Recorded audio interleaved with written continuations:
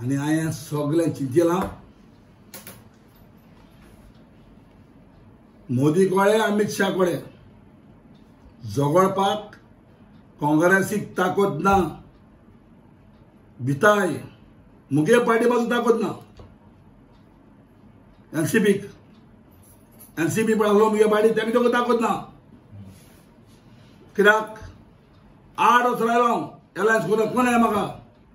काँग्रेसाची परिस्थिती आज अशी जालो हा की काँग्रेसान जितले किंडर गार्डनान हाडून ट्रेन केले ते फर्स्ट स्टँडर्ड प्रमोट जावन बीजेपी पावले ते सगळे डिफेक्टर्स जे आहे थिंग पावले तेंचेर आज कांयच जालें ना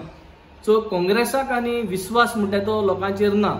पूण काँग्रेसीन केअर घेवंक जाय आपलो फ्लॉक घट धरपाक टीम गोवा म्हणटा तो यशस्वी प्रयोग जातलोच कित्याक म्हाका गोंयचे सुसंस्कृत जनतेचेर आनी हुशार मतदाराचेर एक फेथ आहा म्हाका ताचो विश्वास आहा की हो ही will able to see through these की बॅनर्स आनी होर्डिंग्स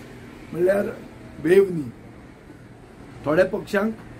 केडर कमी आहा पूण बॅनर आनी होर्डिंग चड आहा